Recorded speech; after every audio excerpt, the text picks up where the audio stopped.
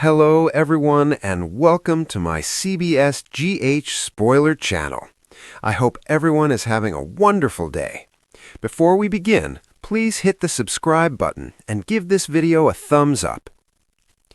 General Hospital, Tuesday, March 31, 2026. The day Port Charles stood still. Cullum's shocking death leaves everyone speechless. You won't believe what happened next. The fluorescent lights of Port Charles General Hospital hummed their usual indifferent hum on what seemed like an ordinary Tuesday morning. Nurses shuffled between stations. Dr. Monica Quartermain sipped her third coffee by 8 a.m. The lobby smelled of antiseptic and grief, the way it always did.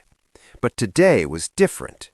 Today, the corridors of General Hospital were about to witness something so devastating, so earth-shattering, that not a single soul inside those walls would ever be the same again.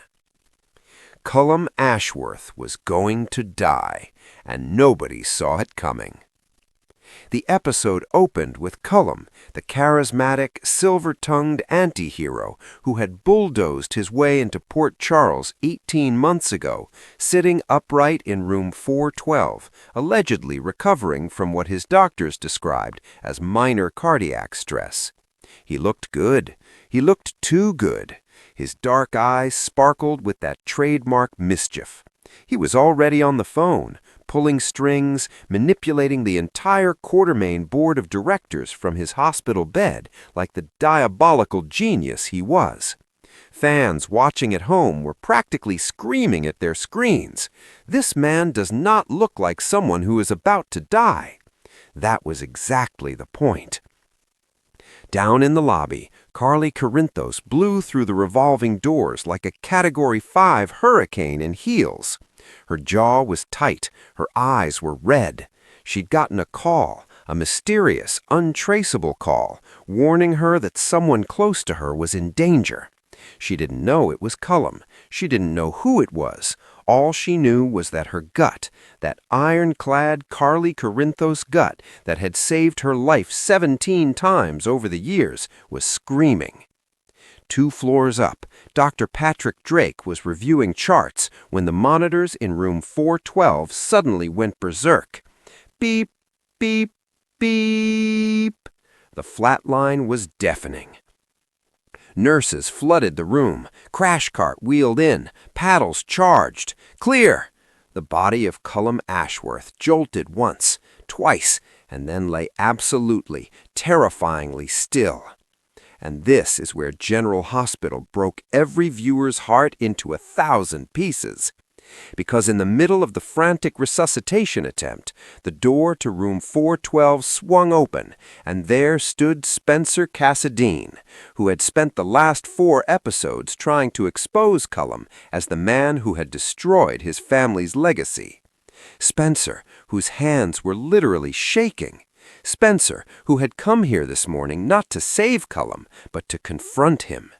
He stood frozen in the doorway, watching the doctor's work, watching the man he hated more than anyone on earth fade away in real time.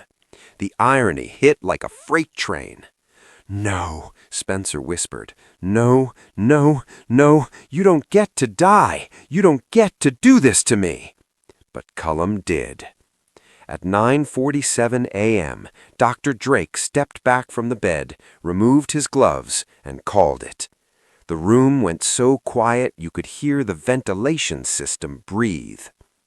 A nurse placed a sheet over Cullum Ashworth's face with a gentleness that felt almost cruel, given everything the man had done in his lifetime. Cullum Ashworth, backstabber, billionaire, secret father of 3, and the most deliciously complicated villain Port Charles had seen in a decade, was gone. The reaction across the hospital spread like wildfire. Down in the lobby, Carly's phone buzzed. She read the text. Her hand flew to her mouth, not because she loved Cullum, God knows she didn't, but because she knew, with the bone-deep certainty of a woman who had survived every catastrophe Port Charles could throw at her, that Cullum's death wasn't the end of something. It was the beginning. Somewhere across town, a figure in a dark car received a single notification on a burner phone. 3 words: "It is done." The figure smiled, closed the phone, started the engine, drove away. Back at the hospital, it was Laura Collins who had to hold Spencer together. The young Cassadine had collapsed against the wall in the hallway, not crying exactly. Cassadines don't cry in public, but absolutely demolished in that private, silent way of people who had been cheated out of the confrontation they'd waited months for. The confession he'd needed, the answers, all of it gone. "He can't just leave," Spencer said to Laura, his voice barely a rasp. "He knows things about Nicholas, about the will, about who really—" He stopped himself. Laura's eyes narrowed. "What do you know, Spencer?" He looked at her for a long, loaded moment, and viewers everywhere leaned forward on their couches, remotes clutched white-knuckled tight, before he shook his head and looked away. Nothing. Not yet. The final act of the episode delivered not 1 but 2 gut-punch revelations. First, the coroner's preliminary finding was not natural cardiac failure. The blood work showed a trace compound, unidentifiable by standard tox screens, that suggested Cullum Ashworth had been poisoned, subtly, expertly, by someone who absolutely knew what they were doing. Second, tucked inside the back cover of the Bible in room 412's nightstand, where nobody would think to look, and yet somehow exactly where someone had looked, was a missing page, a handwritten letter, addressed to no one, signed by Cullum, and the last line, scrawled in red ink like a dying man's final act of chaos, read, "The person you should fear most is already inside the building." The camera lingered on those words, then cut to a slow, sweeping overhead shot of General Hospital's crowded hallways. Nurses, doctors, visitors, patients, dozens of faces, any one of which could belong to a killer. Fade to black. Port Charles would never be the same, and neither, honestly, would Tuesday ever feel safe again. Stay tuned to ABC's General Hospital, weekdays.